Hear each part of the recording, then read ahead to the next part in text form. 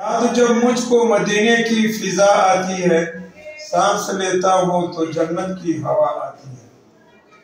شاعر کیا کہتا ہے؟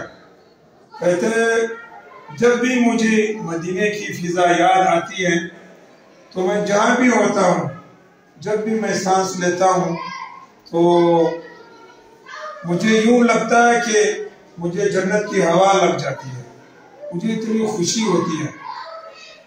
مدینے کی فضا کو ذہن میں لا کر اور رسول اللہ صلی اللہ علیہ وسلم کے روضہ اقدس کو سوچ میں لا کر مجھے اتنی خوشی ہوتی ہے گویا کہ میں اب بھی جنت کی ہوا جو ہے وہ محسوس کر لوں۔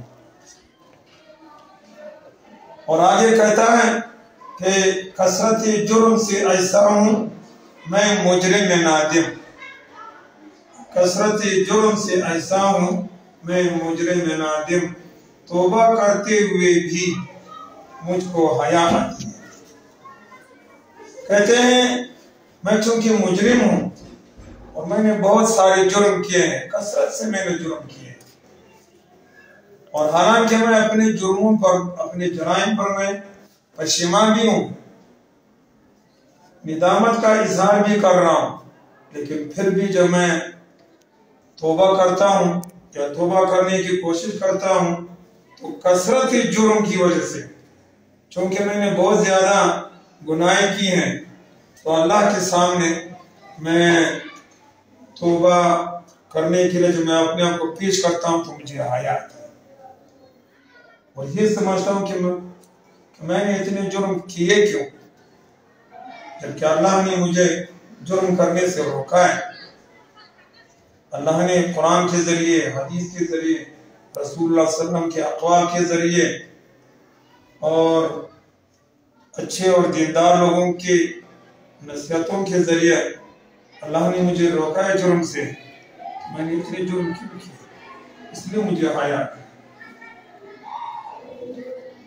اور آگے کہتا ہے شمع پر روضہ اقدس کی جو گرتے ہیں پتنگ، پر جبریل کی کانوں میں صدا آتی ہے۔ کہتے ہیں روضہ اقدس صلی اللہ علیہ وسلم پر جو مسلمان لوگ جمع ہوتے ہیں اور وہاں پر جو درود پڑھتے ہیں، اتنی کثرت سے پڑھتے ہیں، میں خود بھی گیا ہوں وہاں۔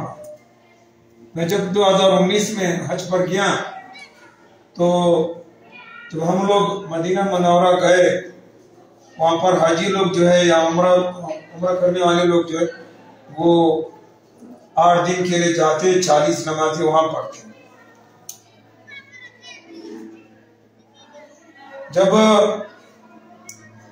لوگ روضہ اقدس صلی اللہ علیہ وسلم سے گزرتے ہیں تو سارے لوگ درود پڑھ کے گزرتے ہیں اور اونچی آواز سے پڑھتے ہیں اور رو رو کر گزرتے ہیں۔ کہتے ہیں شمع پر روضہ اقدس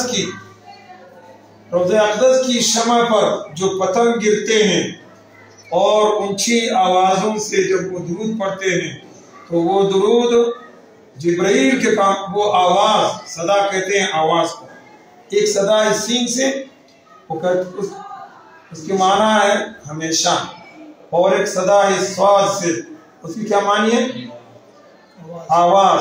تو اس کی آواز جو ہے وہ جبرائیل کے کانوں تک پہنچتی ہے، گویا کہ ایک عجیب ماحول ہوتا ہے، رونے کا ماحول ہوتا ہے، اور حضور صلی اللہ علیہ وسلم سے عشق کا ماحول ہوتا ہے۔ اللہ تعالی ہم سب کو عشق رسول اور روضہ رسول صلی اللہ علیہ وسلم کی زیارت نصیب فرمائے۔ بڑا اچھا ماحول ہوتا ہے۔